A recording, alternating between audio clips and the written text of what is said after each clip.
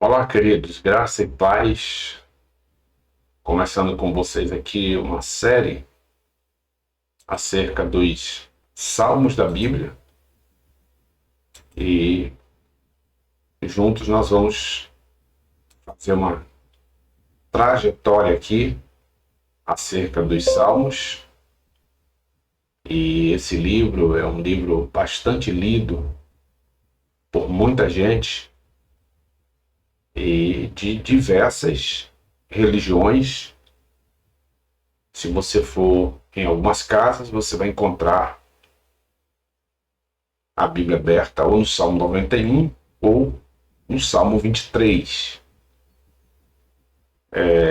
Ministrando uma aula na nossa faculdade teológica e a gente falando sobre a exegese e a hermenêutica dos Salmos, abriu-se um leque na cabeça dos alunos e nós íamos encerrar a aula já na semana passada. E aí eles pediram para falar mais alguma coisa acerca dos Salmos. E nós estamos aqui hoje para mais uma aula. E aí me deu uma vontade de gravar todos os Salmos, do Salmo 1 ao Salmo 150, fazendo um estudo de cada salmo desse, expondo o pensamento daquele salmista, olhando para lá e antigamente, tentando fazer uma investigação de cada salmo desse, bem como os seus versos, e fazendo a aplicação deste salmo para nós aqui e agora. E aí a gente já poderia começar, batendo numa teclazinha para fazer uma pergunta. A exemplo, o que você sabe sobre os salmos? Nós vamos nos deparar aqui com dois possíveis problemas, e esses problemas eles são encontrados justamente neste livro dos Salmos. Primeiro, nós vamos defender que a Bíblia é a palavra de Deus. E claro, todos vocês vão concordar comigo. Mas quando nós lemos os Salmos, nós precisamos entender que os Salmos são palavras faladas para Deus, tá? Enquanto que todos os demais livros da Bíblia é Deus falando para o homem, os Salmos, nós vamos nos deparar primeiro com dois possíveis problemas. Então, nós vamos, claro, defender que a Bíblia é a palavra de Deus, tá? Isso nós defendemos como membros do corpo de Cristo, como defensores da palavra, até porque a Bíblia ela é a palavra de Deus. Mas quando nós lemos os Salmos, nós precisamos entender que os Salmos são palavras faladas para Deus. Então, aquilo que o homem pensou veio ao seu coração e ele logo fez o seu poema. Alguns desses poemas são orações, súplicas, lamentações, celebrações.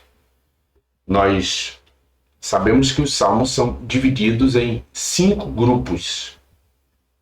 E quando a gente parte do salmo de número 1, nós vamos justamente nos deparar com um salmo que tanto o salmo 1 quanto o salmo de número 2, ele vai abrir, tá, o grupo de número 1 dos salmos.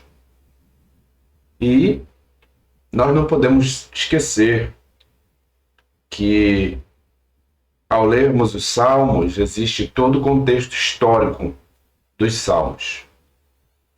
Enquanto que a Bíblia ela foi dividida em capítulos e em versículos, já depois da vinda do Messias, Os salmos não. Os salmos ele já foi numerado desde a sua escrita. Tá? Então, por isso que os salmos ele é uma harpa, ele é um inário, ele é cantado, então ele já vem com seus números já desde as suas primeiras escritas dos salmos. Enquanto que os outros livros da Bíblia foram divididos em capítulos, em versículos, já depois do nascimento do Messias. Então, o primeiro possível problema que nós encontramos é que algumas pessoas não conseguem entender que os salmos é a palavra, tá, de homens falada para Deus. Sentimentos, expressões, tá? Lamentos, agradecimentos, louvores. E vocês que já assistiram a minha aula, sabem lá, né? Eu detalhei cada ponto desse em relação aos salmos. Depois, nós temos um segundo problema nos salmos. É que nós precisamos perguntar como interpretar o livro dos salmos. Então, para lermos os salmos, nós precisamos também tomar cuidado com essa parte da interpretação dos salmos. Para isso, nós precisamos entender que os salmos ele tem poemas, o salmo tem pensamentos musicais, os salmos têm vocabulário metafóricos, então existem várias metáforas nos salmos. Os salmos eles são tidos também como literatura. Então, como literatura, nós precisamos observar alguns pontos. Primeiro, nós vamos precisar entender que existem diversos tipos de salmos. Então, olhando essa parte de tipos, precisamos reconhecer esses tipos de salmos, pois reconhecendo os tipos de salmos, isso é importantíssimo para uma correta leitura e a interpretação dos salmos. Então, quando eu leio os salmos, eu preciso conhecer que tipo de salmo é aquele. Se é um salmo de lamentação, se é um salmo de louvor, se é um salmo de oração, se é um salmo de angústia, né? Então, se é aquele salmo, ele é um salmo onde o salmo pode ser salmo real, pode ser salmo messiânico, então eu preciso conhecer esses tipos de salmos. Depois, a forma desses salmos. E quando a gente se preocupa com a forma, ao compreender a estrutura do salmo, conseguiremos entender o que está acontecendo dentro daquele salmo. Então, depois, nós também temos a função. Para isso, nós precisamos observar que cada salmo tem uma determinada função na vida de Israel. Então, nós precisamos nos atentarmos para isso. E, nos atentando para isso, nós precisamos observar que o uso de salmos em Israel era para conectar o adorador a Deus, e eles liam os salmos ou cantavam os salmos, justamente esse era um dos propósitos. Eles liam os salmos diariamente. Até hoje, se você for em Israel, você chegar lá no Muro das Lamentações, você vai encontrar alguns israelitas com a Torá aberta, lendo justamente ou cantando um dos salmos. Então, os salmos ele era cantado durante a subida ao templo em Jerusalém. Então, todas as vezes que eles subiam ao templo em Jerusalém, eles também cantavam os salmos. Depois, eles usavam o salmo na adoração, não apenas de forma introdutória, como os cânticos que a gente faz hoje para começar um culto na igreja, mas eles faziam isso diariamente.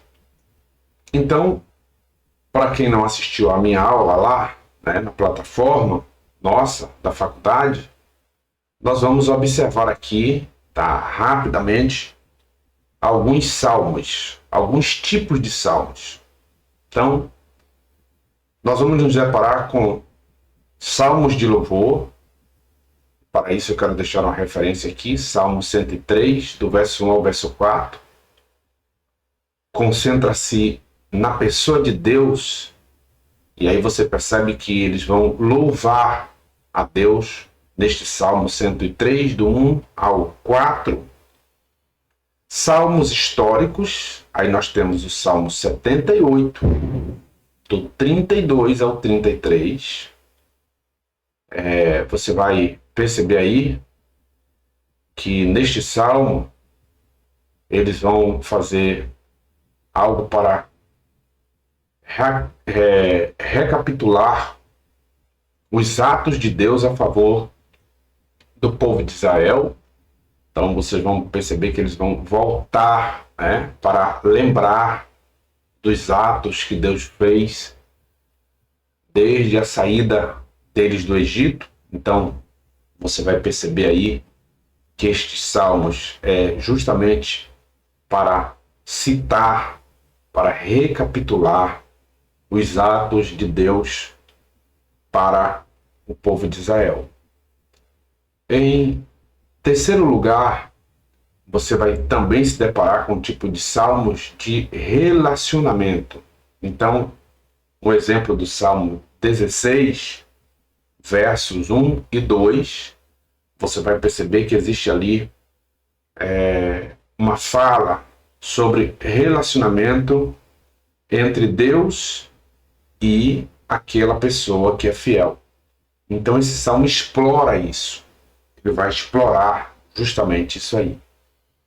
O salmo, tá, de número 6, do verso 1 ao verso 3, está sendo classificado como tipos de salmos de penitência.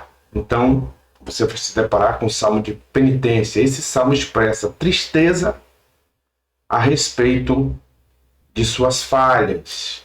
Então, esse salmista ele vai entender que ele falhou e ele vai agora para algumas penitências. Tá? Ele vai clamar, ele vai expor as suas falhas diante de Deus. Em quinto lugar, nós vamos nos deparar com salmos imprecatórios. E para isso está o Salmo 35, do verso 4 ao verso 5. Você vai se deparar com clamor para que Deus derrote os que são maus. Então, você percebe que aqui está mais um clamor, né, desse salmista. Então, nós percebemos que os salmos eles estão justamente nesses aspectos aí. E aí a gente precisa, quando ler os salmos, observar isso. Então, nós estamos diante de grupos, né, de salmos que são tipos de salmos que, ao ler ele, a gente precisa saber que tipo de salmo estamos lendo. Salmo de relacionamento, salmo de louvor, salmo de penitência, salmos imprecatórios, salmos históricos, tá? Então, isso é importante quando nós vamos ler os salmos. Então, nós precisamos, como leitores da Bíblia, fazermos esses apanhadozinhos aí, tá? Para entendermos os salmos. Então, nós vamos observar aí vários tipos de salmo. Nós vamos encontrar nesses salmos adoração, oração, lutas, salmos de alívio porque Deus fez alguma coisa, salmos de perdão. Então, existe aí uma série de salmos. Os salmos nos conduzem a uma vida de reflexão e meditação sobre aquilo que Deus fez. Então, você percebe que os salmos está sempre voltado para o que Deus fez, pelo que o salmista passou, tá? E pelo que Deus está fazendo e pelo que Deus fará por nós. E aí a gente vai, né, nos deparar com salmos, seja salmos de atitudes boas ou ruins. Deus continua trabalhando na vida do seu povo, e isso em favor de seu povo. E quando nós vemos os salmos nos apresentam um Deus próximo, acessível e pessoal. Por isso, quando clamamos a Deus e pedimos socorro, estamos expressando nossa fé na pessoa do Senhor Jesus Cristo. Então, os salmos nos aproxima de Deus. E todos nós precisamos entender, mais do que nunca, que todas as vezes que nós nos deparamos com os salmos, é justamente para nos ajudar a chegar mais longe. Então, todo homem de Deus, toda mulher de Deus precisa se atentar para isso. Então, nós sabemos que os salmos, os hebreus conheciam bem os salmos como conhecia cânticos, tá? E aí eles vão dar o nome desse grupo de livros, tá? O grupo de salmos, que são 150 salmos, os hebreus vão chamar de Terrilim. Terrilim é louvor, e na versão de 70 passaram a ser chamados de salmos, mas antes eram chamados de Terrilim, que quer dizer louvor. Depois que os 70 se reuniram, que nós conhecemos como Septuaginta, e aí eles agora vão chamar aí esses salmos que eram chamados de Terrilim, eles vão chamar agora de salmos, por serem cantados ao som de um instrumento que os gregos chamavam de saltério. Então, os salmos eram cânticos especiais para os dias e ocasiões festivas, festas de vitórias. Eles sempre cantavam os salmos, em momentos de aflição cantavam salmos, e nós vamos nos deparar com diversas situações adversas, e aí nós vamos perceber que existem salmos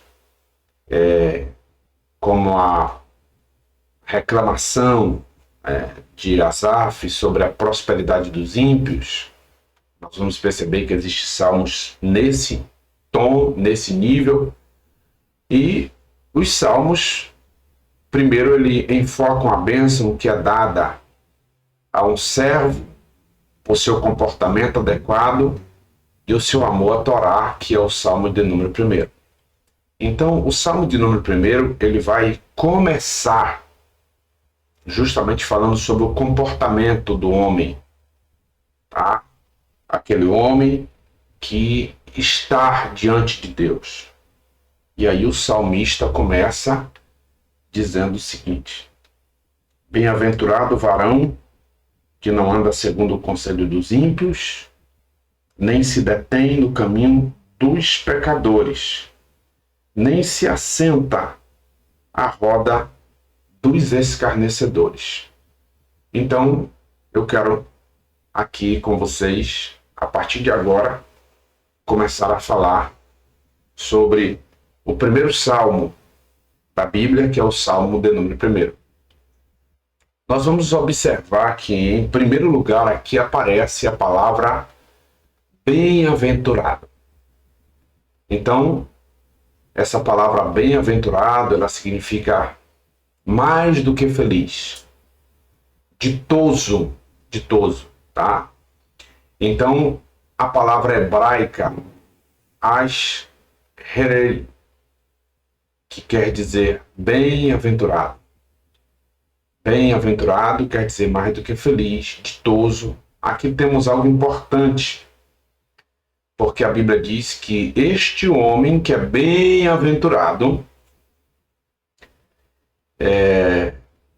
ele cumpre principalmente 3 coisas, e aí o salmista vai enumerar. Então, para que esse homem seja classificado como bem-aventurado, o salmista vai dizer como é que esse homem ele chega a esse nível de bem-aventurado, e eu quero detalhar com vocês. Primeiro, nós vamos nos deparar aqui com 3 não. Para que o homem seja bem-aventurado, existe aqui 3 proibições a ele. Então, nós vamos nos deparar com 3 não. Por que, pastor?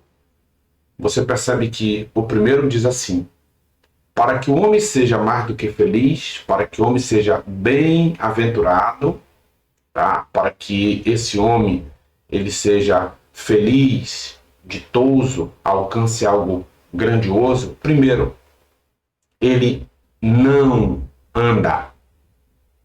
Não anda. Não anda, tá? Está aqui, ó. O texto diz, verso 1, não anda segundo o conselho dos ímpios. O verbo usado aqui no hebraico é halar, que significa ir, caminhar, andar, passar. Ó, ir, andar, passar e caminhar. Então, diríamos o seguinte: bem-aventurado o homem que não vai, não caminha, não anda e não passa no meio dos ímpios. Olha só que negócio forte, tá? Então, para que alguém seja classificado como bem-aventurado, ele não pode ir com os ímpios. Ele não pode caminhar com os ímpios. Ele não pode andar com os ímpios. Ele não pode passar com os ímpios. Porque se ele passar em algum lugar com os ímpios, nós conhecemos um adágio bem antigo que diz assim: quem se mistura com porcos, come farelo. Então as pessoas vão classificar as outras justamente pelo andar, pelo caminhar, ou se ele passar com alguém de caráter duvidoso, naturalmente ele também vai ser tido como alguém de caráter duvidoso. Então este verbo aqui, andar, nós vamos perceber que este verbo, bem como os outros 2 que nós vamos ver mais à frente, eles estão no passado, tá? Eles já estão no passado, eles não estão no presente, não estão no futuro. Bem-aventurado, ó, bem-aventurado o varão que não anda, tá? Então você percebe, ó, bem-aventurado o varão que não anda segundo o conselho dos ímpios. Então, percebe que este salmo aqui, bem como os outros 2, aliás, esse verbo aqui, bem como os outros 2 que o seguem, estão no passado. Logo, a tradução, tá? No original ficaria mais ou menos assim: bem-aventurado aquele que não andou segundo o conselho dos ímpios. Então percebe que o salmista aqui, ele está dizendo para nós que o correto é não andar, não ir, não caminhar, não passar, não estar. Então, olha só, que lendo esse salmo e já participando, né, ou aliás partindo desse primeiro ponto, nós percebemos que aqui já existe uma proibição. Se alguém quer ser tido como bem-aventurado, como mais do que feliz, como alguém ditoso, ele primeiro precisa estar cumprindo esse primeiro não. Então aqui já aparece uma primeira proibição para esse homem que quer se tornar alguém mais do que feliz, mais do que ditoso, conhecido como homem de Deus. E aqui, claro, eu falo também em relação a mulheres de Deus. Nós precisamos nos atentarmos para esse primeiro ponto. Então, aqui já existe um não. Não anda, tá? Então, marca aí o primeiro não. Depois, o segundo diz o seguinte: não se detém, tá? Não se detém. Então, a segunda recomendação deste salmo é que nós não podemos nos deter. Também está no passado. Então, nós percebemos que existe muita gente se detendo, parando, estacionando, e quando isso é no meio dos ímpios, o texto vai dizer para a gente que isso é perigoso. Então, nós nos deparamos com mais um verbo aqui, que em hebraico é amad, que significa parar, estacionar e se deter ou deter-se, tá? Está ali estacionado, parado. Então tem muita gente que vai chegar em determinados lugares, em determinados ambientes, e esse ambiente é um ambiente duvidoso, e ele vai estar lá, além de estar parado, estacionado. Então aqui aparece no Salmo 1, verso 1, a segunda proibição de Deus. O segundo não. Tá? E aqui a gente vai falando do Salmo de número 1. Então, se deparando com este Salmo, o salmista ele vai justamente dizer para a gente que aqui está a felicidade dos justos e aqui está o castigo dos ímpios. Então, você percebe que ao ler o texto, primeiro a gente olha e o texto está falando de uma pessoa, um homem. Bem-aventurado o homem que não anda segundo o conselho dos. Então, é um grupo já, tá? Uma pessoa no meio de um grupo, tá? Então, ele chegou ali no meio de um grupo de ímpios e ele estacionou, parou, se deteve. Então, o tempo conforme mostramos, acima está no pretérito. Então, a gente percebe que o tempo desse verbo aí também está no passado. Então, está no pretérito, levado para uma ação já concluída. Então, a gente precisa pensar, tá, desse ponto de vista. Então, olha só que o Salmo primeiro está mostrando alguém que já viveu isso, está, tá, num tempo passado. E nós nos deparamos agora com a terceira proibição. Tá? Então, se alguém quiser ser tido como bem-aventurado, como feliz, em terceiro lugar, não se assenta. Então, temos aqui outro verbo que é assentar-se.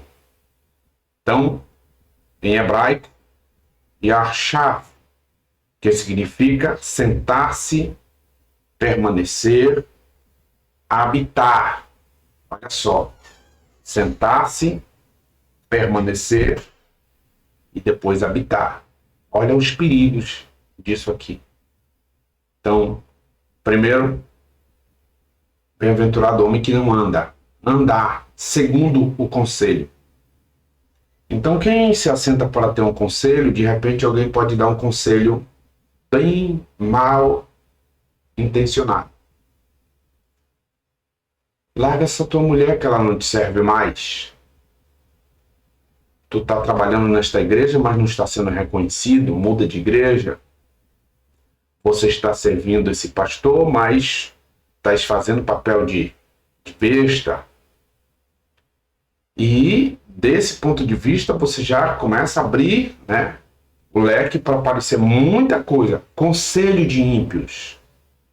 Tem muita gente que está na igreja, mas o seu comportamento é de ímpio. Muitas lideranças na igreja, mas o conselho é conselho de ímpios. Não vai ao culto hoje não. Só querem colocar você para fazer isso, para fazer aquilo, estão te usando como escravo na igreja, uma série de coisas. Então, se alguém ouve alguém fazer uma queixa, tá, do pai, da mãe, sai de dentro de casa, aluga um lugar para você. Se alguém se queixa em relação ao trabalho, à empresa, então ele ouve conselhos que, se é de melhorar a situação da pessoa, vai piorar a situação da pessoa. Então, quando alguém se desvia do caminho, acaba gerando um problema muito grande.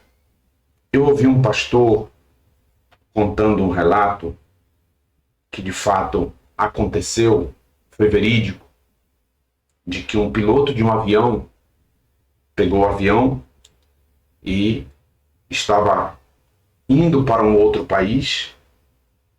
Ele teria que chegar lá naquele país e quando ele começou a voar, ele percebeu que o avião saiu da rota 1,5 graus.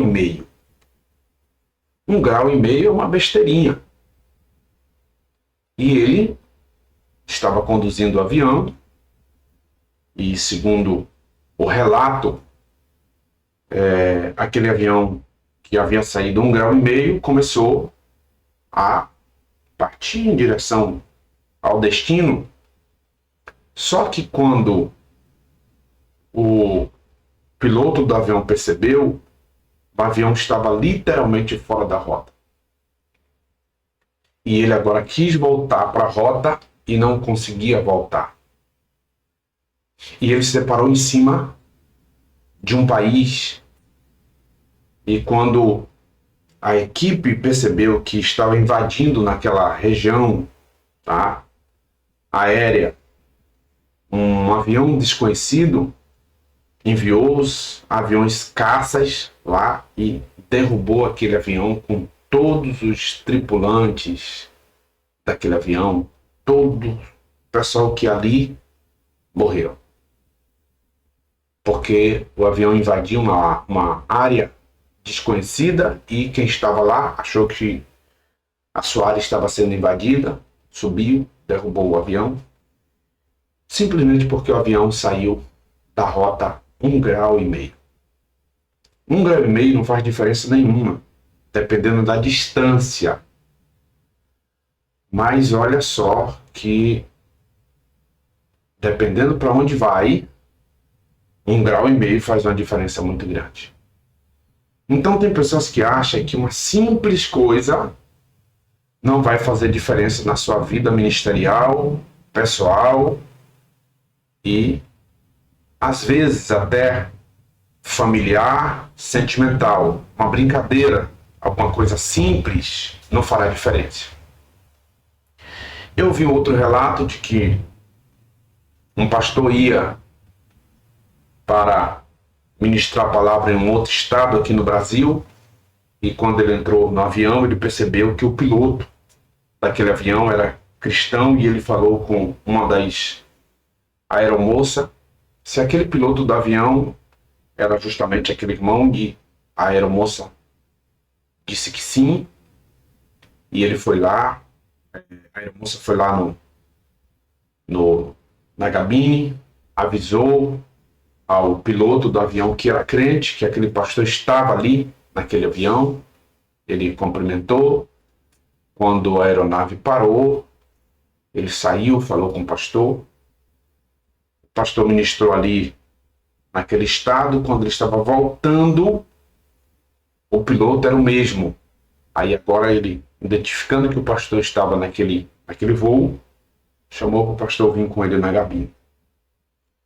E foram conversando ali, e ele mostrando tudo daquele equipamento, tá, ao pastor, e em um dos pontos o pastor relata que ele disse o seguinte: pastor, o avião aqui ele é controlado pelo computador. E toda hora o vento tira o avião da rota para lá, para cá, mas o computador traz ele para a rota novamente.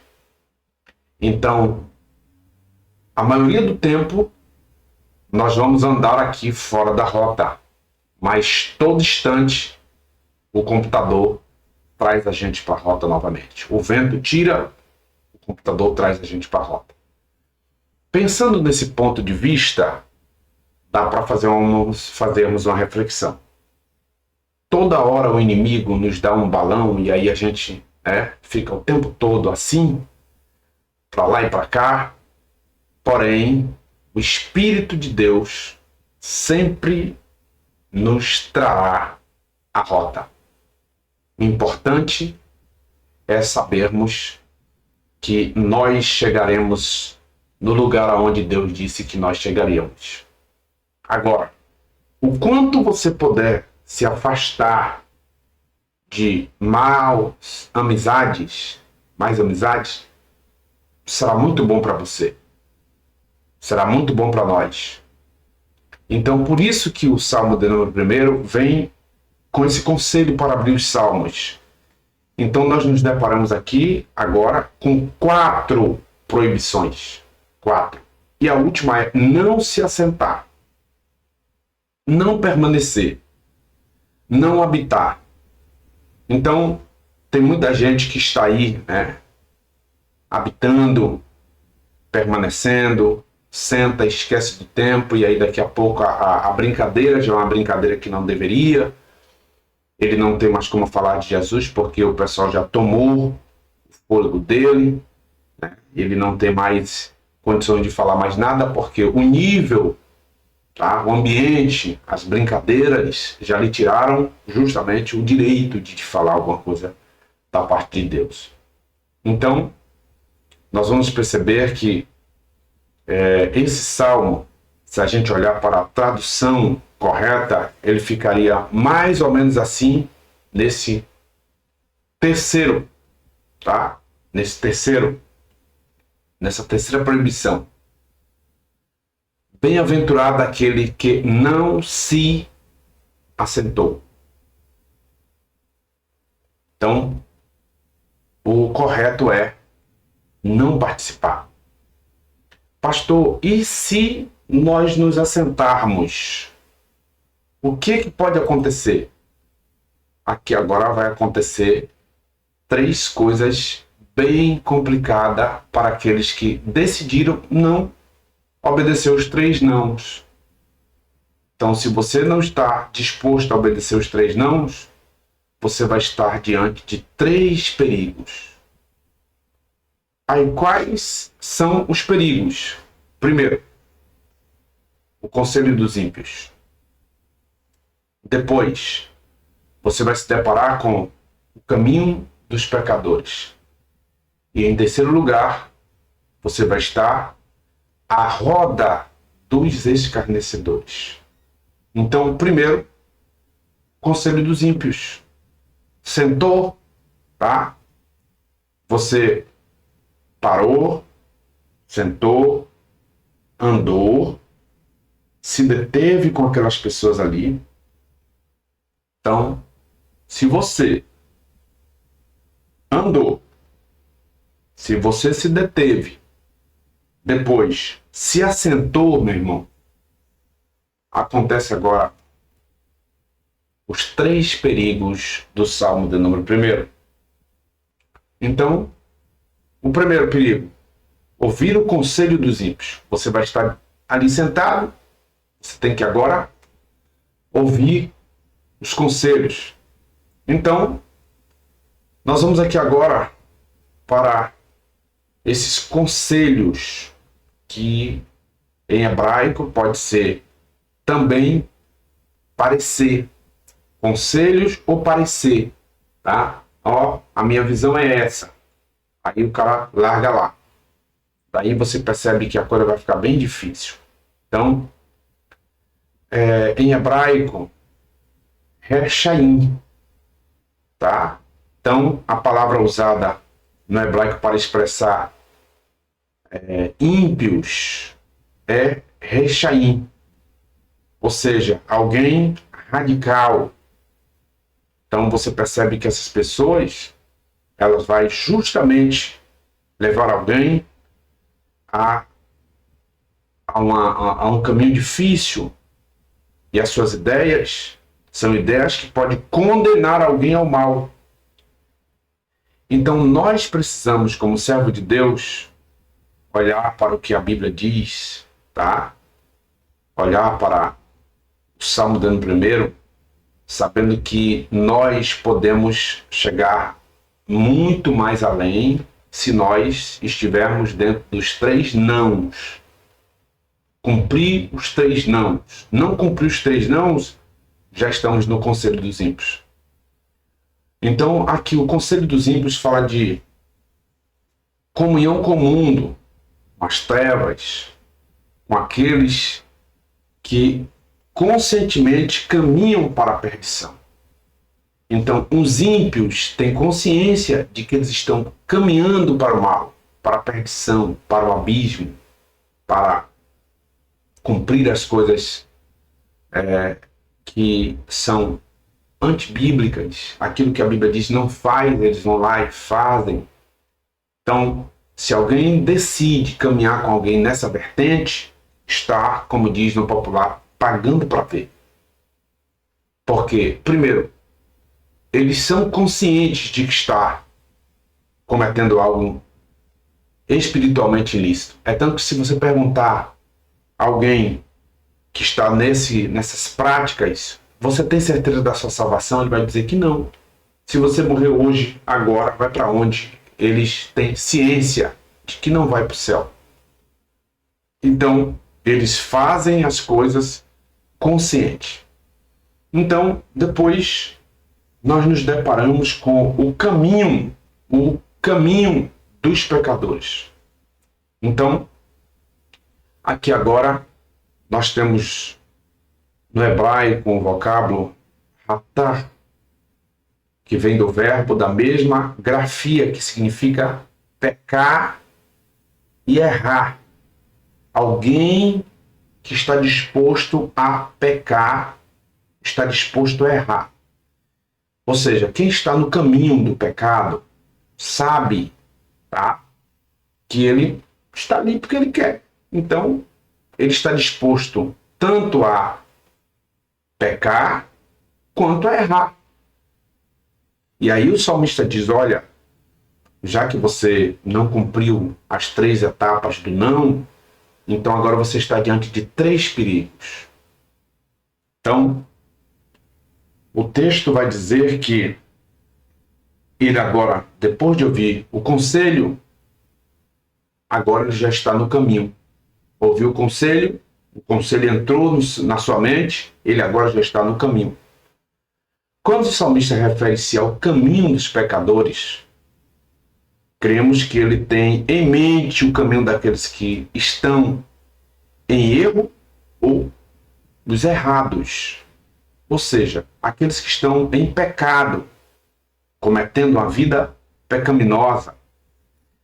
Eles estão devidamente errando o alvo. Então, nós percebemos que essas pessoas, eles estão ali fazendo e não estão fazendo de maneira inconsciente. Então, nós devemos tomar o cuidado para não parar ou estacionar nesse caminho dos pecadores. Percebeu que você está no caminho dos pecadores? Precisa correr.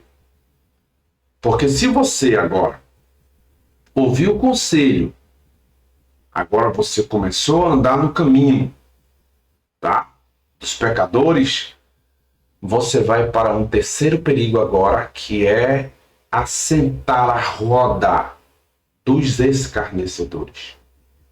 Meu amigo, olha só o perigo aqui agora. Escarnecedores. Então, nós percebemos que quem são esses escarnecedores? A palavra hebraica aqui que aparece é um vocábulo moshav, que significa assento. Vila, vila. Uma vila é onde reside muitas pessoas, assentamento, um local onde mora pessoas, então a roda, ó, um bairro, uma rua, um grupo de pessoas de escarnecedores. Então, se a gente olhar também, vai aparecer aí alguns originais, tá? E esses originais vai apontar para frivolos, vai apontar para palhaços, perversos. Esses são os escarnecedores. Então, nós percebemos que essas pessoas estão escarnecendo, estão sendo frivolos, estão sendo aqueles que já não respeitam mais aquilo que leu. Tá? Então você percebe que existe hoje algumas pessoas brincando com os dons espirituais, brincando com línguas estranhas, diversos canais por aí, já de zombaria, de pessoas que eram cristãos e que estavam na igreja, e que ensinavam e que pregavam a palavra de Deus. Então, essas pessoas hoje estão numa situação muito complicada. Então, você percebe que a palavra frivolo aqui, ela aponta para alguém sem importância, sem valor. Então, essas pessoas que zombam do evangelho, que zombam da palavra, que zombam da igreja, que zombam de Deus, são tidos como pessoas sem importância, sem valor diante de Deus e, em alguns aspectos, diante da sociedade cristã. Então, nós vamos agora para duas características do servo do Salmo de número 1. Primeiro, o seu prazer. Então, se você conseguiu cumprir a etapa de não assentar, de não caminhar, tá? De não andar, se você não sofreu esses perigos que estão ali expostos no Salmo de número 3, o verso 1, e eu só estou falando ainda do verso 1, tá? Agora, nós vamos para o verso 2. Esse homem bem-aventurado, mais do que feliz, ele agora é tido como alguém, e aqui agora estão as duas características deste servo de Deus. Então, uma das suas características é que esse homem, o seu prazer, tá? A palavra hebraica aqui usada é refetz, que significa desejo, anelo. O verso diz o seguinte: o seu desejo estar na lei do Senhor, o seu prazer estar na lei do Senhor. Então, logo nós percebemos que o maior prazer que o judeu fiel tinha era de estar junto à Torá. Uma das primeiras coisas que uma criança judia aprendia a falar era justamente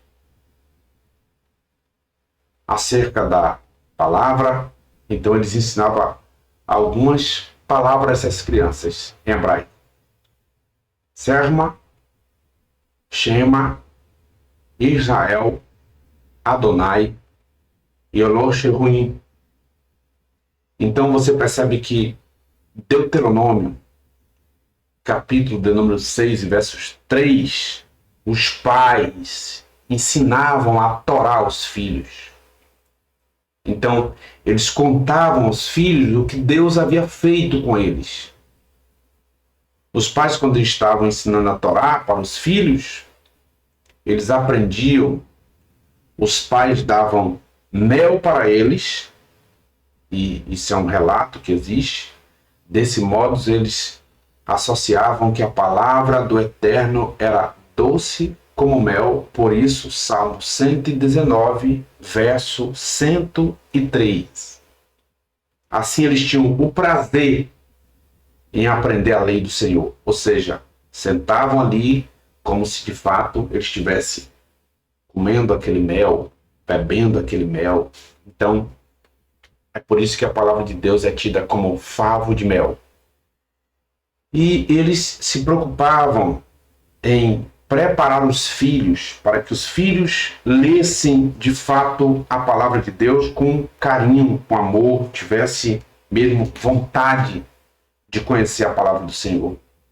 Salmo 103, 119, verso 103. Ó, quão doces são as tuas palavras ao meu paladar, mais doce que o mel à minha boca. Então, por isso que o Salmo 103 diz isso, porque os pais tinham essa prática de pegar a Torá, pegar o mel e dar o mel aos filhos e apontar para a palavra, para que eles tivessem o mesmo sabor, o mesmo prazer ao ler a palavra de Deus. A segunda coisa aqui, depois de ter o prazer na lei do Senhor, o texto vai dizer no verso 2 que aparece aí uma segunda característica deste homem, que é aquele que medita. Então, meditar. Então, esse homem também tem uma característica de alguém que medita. O verbo hebraico aqui é hagar, que significa falar, expressar e meditar. Então, nada melhor do que meditar. O texto diz assim, e na lei do Senhor medita dia e noite. É notável percebermos o sentimento amplo desse verbo que nos auxilia nesta exegese bíblica, meditar. Pastor, o que o salmista quer dizer com isso? O salmista está afirmando que Deus prova e abençoa o servo que medita, que examina. Então, essa palavra aqui, examinar, é examinar o interior da Bíblia. Então, isso fala também de pensar, estudar a sua palavra de dia e de noite. A expressão dia e noite, além de especificar um servo que medita nas lutas quanto na vitória, e essa pessoa não tem tempo ruim, tá? Pode ser dias de labor, pode ser dias de vitórias, pode ser dia de alegria, pode ser dia de bênção, pode ser dia de luta, de lamentações, de clamor, mas ele estava ali disposto a meditar na lei do Senhor de dia e de noite. Hoje nós temos uma geração que não gosta de escola bíblica, não gosta de estudo, não gosta de se aperfeiçoar, de se aplicar, de examinar as Sagradas Escrituras. Por isso nós temos uma geração pobre, filhos biblicamente pobres que não conhecem a palavra de Deus. Enquanto lá atrás os pais se preocupavam em preparar os filhos para que os seus filhos conhecessem a Torá, já desde criança, e aí eles passavam isso para os filhos, e aqui eu lembro de um texto de Paulo escrevendo a Timóteo, e esses dias a pastora Thelma estava ministrando justamente sobre isso lá em São Paulo, quando Paulo vai dizer a Timóteo assim, justamente no capítulo do número 1 e o verso 4, desejando muito ver-te, lembrando-me das tuas lágrimas, para me encher de gozo, trazendo à memória a fé não fingida que em ti há, a qual habitou primeiro na tua avó Lóide e em tua mãe Eunice, e estou certo de que também habita em ti. Então, quando você lê esse texto, você percebe que Paulo está apontando para a mãe de Eunice, que era Lóide, que era avó de Timóteo, e que Paulo vai dizer que, primeiro, quem ouviu o evangelho? Lóide. Lóide passou esse ensinamento que ela ouviu para Eunice, que era mãe de Timóteo. e Eunice passou para Timóteo. Aí agora no verso capítulo 2 e o verso de número 14 está escrito assim, ó: traz estas coisas à memória, ordenando-lhes diante do Senhor que não tenha contendas de palavras que para nada aproveitam, e não para perversão dos ouvintes. Procura apresentar-te a Deus aprovado, como obreiro que não tem do que se vergonhar, que maneja bem a palavra da verdade.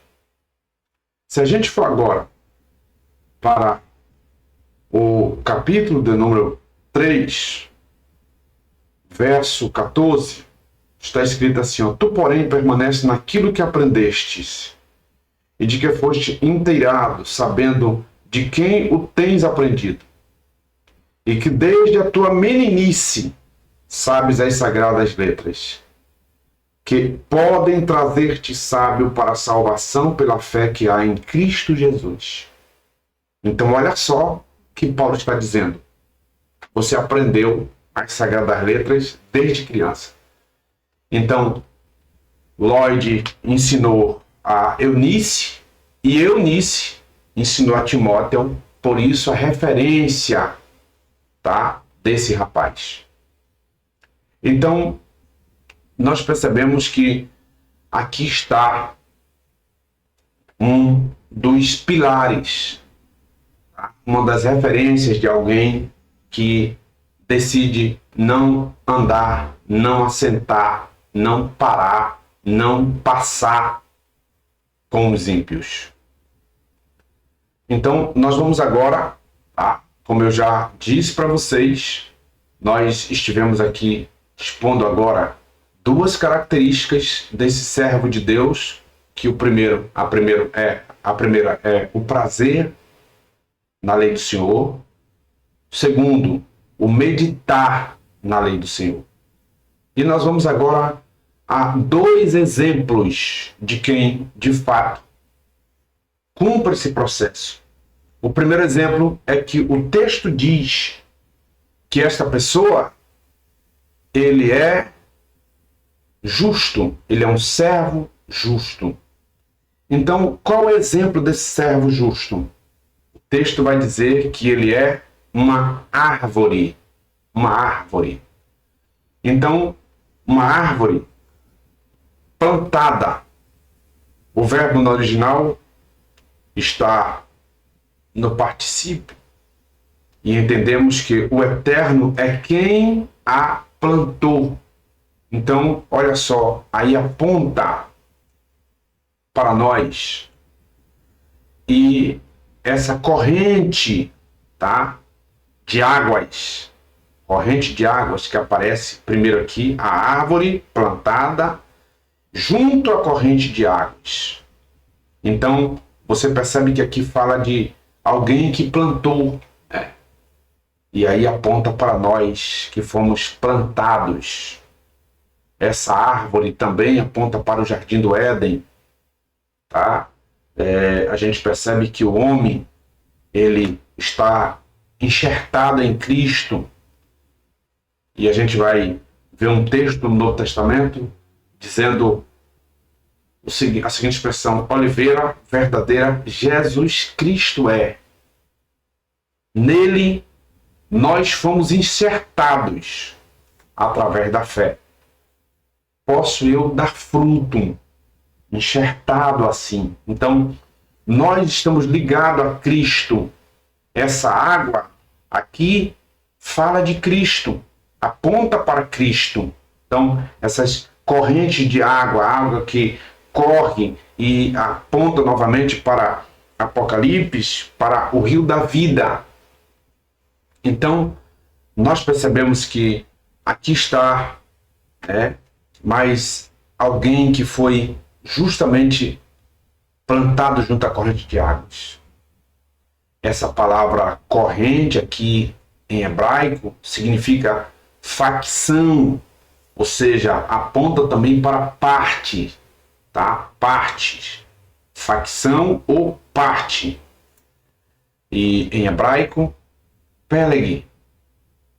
Então, correntes Em hebraico é peleg, que significa facção ou parte. Pastor, por que esse nome aparece aí? Então, nós vamos perceber que, primeiro, esse termo aparece aqui justamente para mostrar que nós somos uma parte, tá? Aqui deste mundo, nós somos tirados, nós fazemos parte justamente de uma mansão celestial, de uma outra terra. Nós estamos aqui neste mundo, mas nós não somos daqui deste mundo. Então, nós precisamos entender que o Senhor tem algo bem melhor e maior para nós. Então, plantado junto a ribeiro de águas, tá? Muitos pensam que o termo águas é uma alusão às escrituras, mas não, tá? Não significa isso.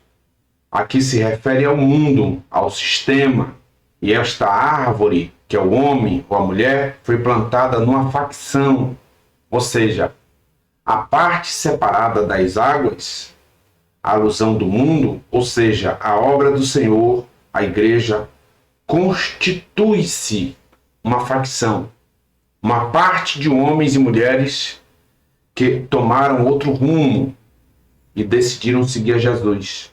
Estamos no mundo, mas não pertencemos a ele. Somos cidadãos de um outro país, de uma outra terra, de uma outra casa, de um outro lugar. Então, por isso que aparece essa palavra em hebraico e ela significa facção, tá?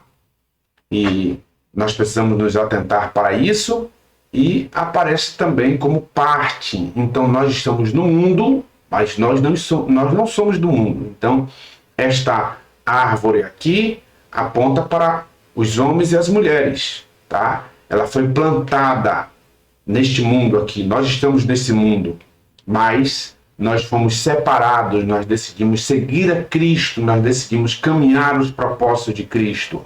Então, depois nós percebemos aqui que o texto diz que ele dá o seu fruto na estação própria, tá? O verbo hebraico aqui é natan, que significa dar ou colocar.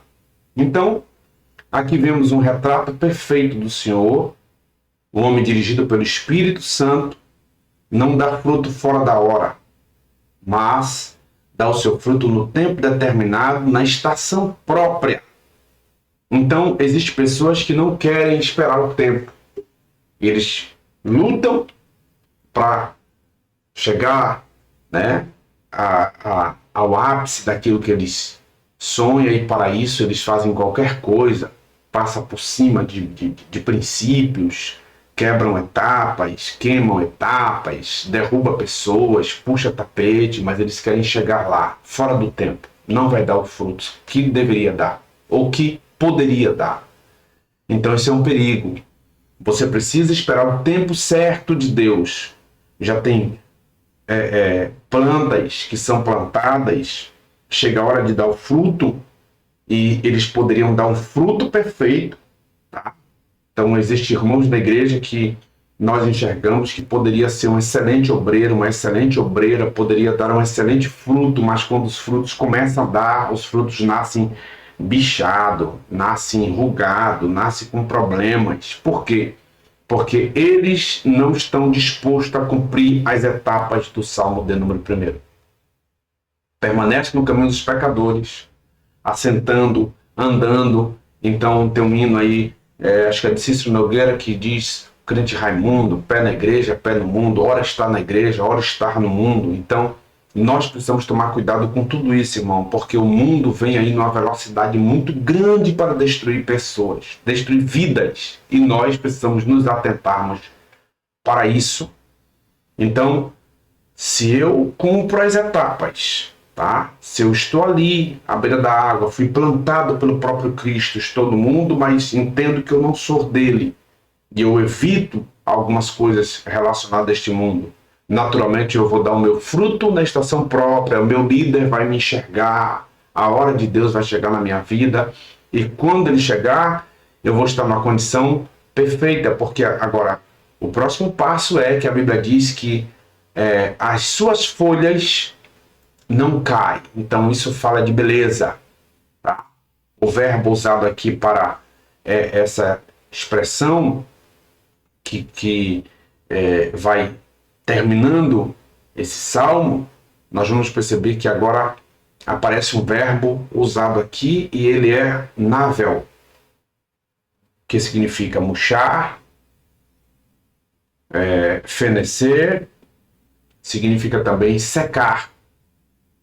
Além de ser uma árvore que dá fruto na ocasião própria, o servo é também tipo de uma árvore cuja folha não murcha. As suas folhas não secam. Isso implica em dizer que esta árvore não sente a mudança de tempo, tá? Uma vez que nesta época as árvores perdem as folhas, geralmente que é na época do verão, né?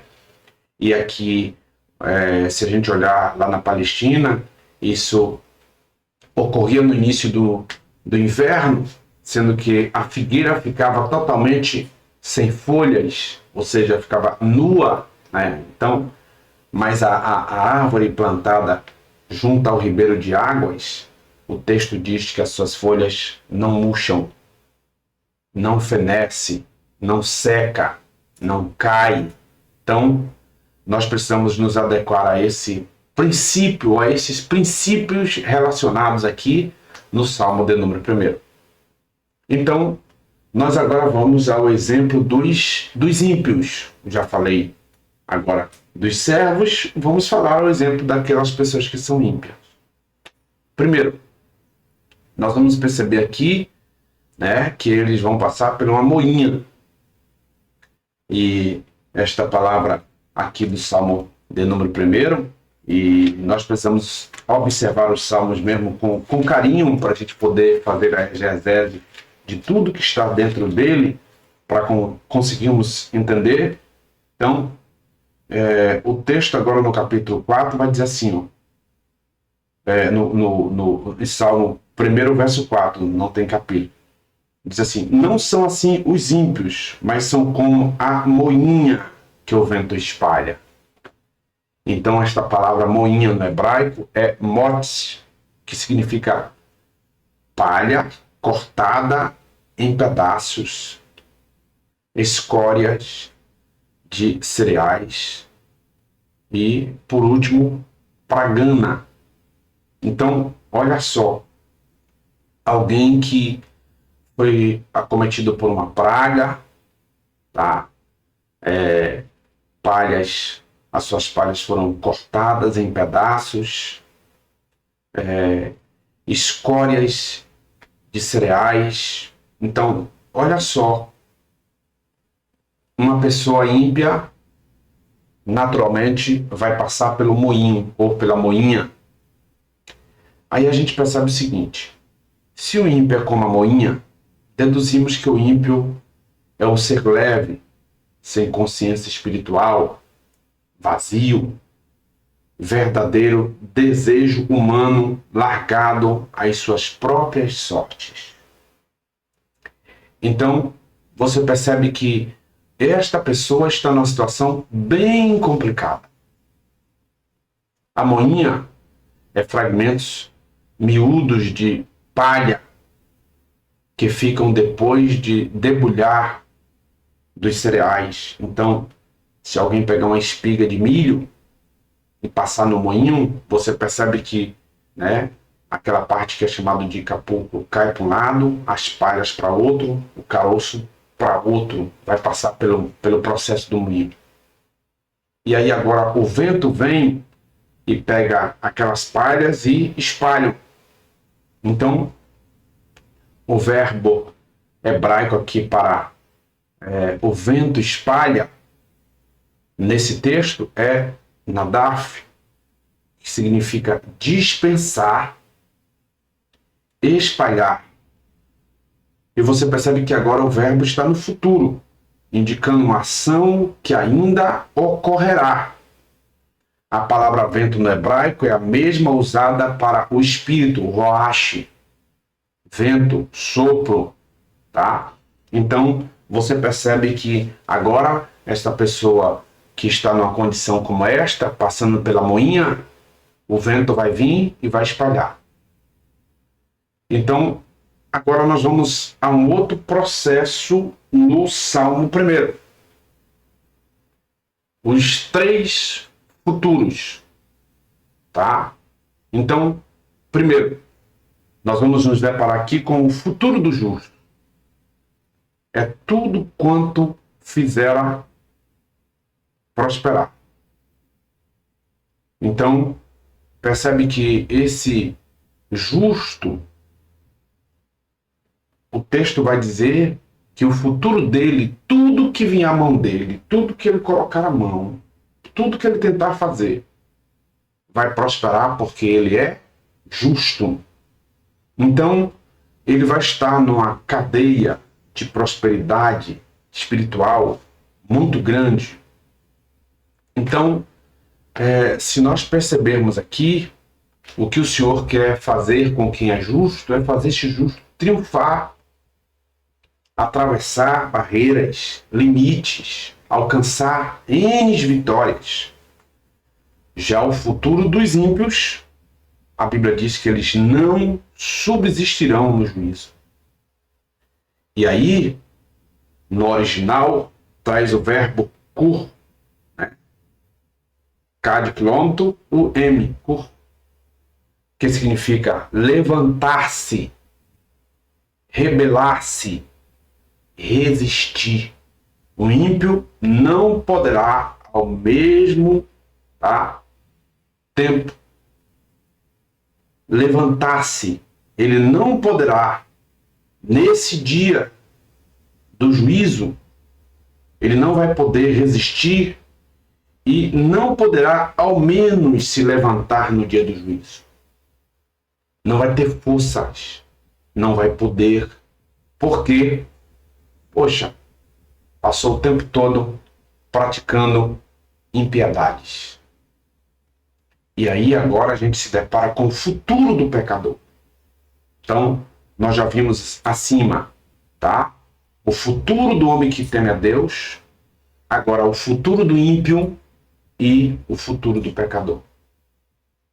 O texto diz que o pecador não subsistirão na congregação dos justos. Então, quando você vê alguém no ato de pecado o tempo todo, peca hoje, levanta amanhã, peca depois, levanta, peca, cai, né? Levanta, eles sempre estarão querendo algum argumento para justificar os seus erros. Então, a palavra para congregação no hebraico aqui é odat. E é oriunda do verbo que significa adonar. Tá? O adornar.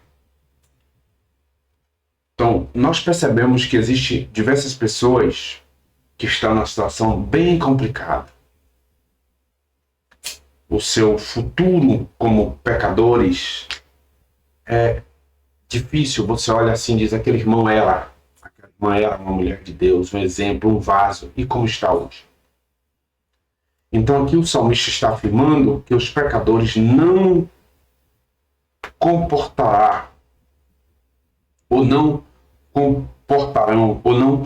comporão o adorno. Ou seja, não estarão cobertos de joias. Tá? Essas joias, elas são para os justos. Então, esses pecadores não receberão a salvação.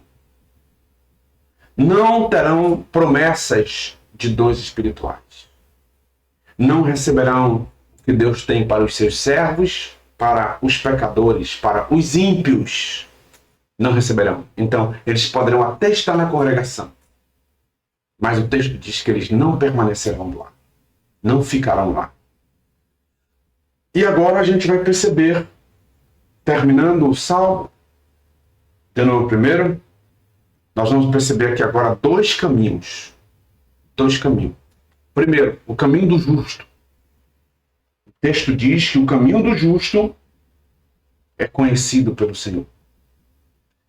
O caminho do ímpio conduz à ruína. Então, olha só, o caminho do justo é conhecido pelo Senhor. O caminho do ímpio conduz à ruína. O verbo usado aqui no original é avade, que equivale a perder-se, errar-se, perecer, sumir. Tá? Então, olha só, o homem que trilha caminhos de ímpio está tendencioso a se perder, a errar e a sumir. Então, deste verbo deriva a palavra Abaddon, que quer dizer destruição. Entendemos que o caminho do ímpio conduz à destruição, enquanto que o caminho do justo, o texto diz que é conhecido pelo Senhor. Então, meus amados irmãos, eu quero aqui encerrar esse salmo de número 1, dizendo que nós precisamos estar no caminho do Senhor. Nós precisamos não estar sentado com os escarnecedores. Não parar, não andarmos, não nos determos. Porque se nós cumprirmos essas etapas, nós precisamos entender que nós estamos desse mundo, mas nós somos uma parte, tá? E como alguém plantado por Cristo, nós estamos arraigados em Cristo. Nós estamos no mundo, mas nós não somos do mundo. Nós, em alguns pontos, precisamos fazer algumas coisas, tá? Como alguém que está vivendo nesse plano aqui embaixo, mas não nos corrompermos. Com esta explicação, introdução do Salmo de número 1, eu quero ser grato a vocês por estarem aí assistindo, ficar até agora. Nós partiremos para o Salmo de número 2. Deus abençoe vocês. Espero ter contribuído para que vocês cheguem mais longe entendendo os salmos. Não se permita receber conselho de ímpio. Porque se você receber o conselho dos ímpios, tá? Percebe que é você sozinho no meio de um grupo, tá? E esse grupo vai começar a te dizer coisa que vai te afastar do reino de Deus. Pastor, mas esses ímpios são pessoas não crentes? Nem sempre. Às vezes eles estão sentados no porto da igreja do nosso lado. Está no meio da multidão na igreja. Está levantando as mãos durante o culto. Está cantando nos ministérios, tocando, mas se você sentar próximo para pedir uma palavra, a palavra será negativa. Vai lhe tirar do propósito. Portanto, siga o caminho do Senhor, porque quem anda no caminho do Senhor, com certeza, alcançará vitórias. Deus abençoe sua casa, sua vida, sua família. Excelente dia para você.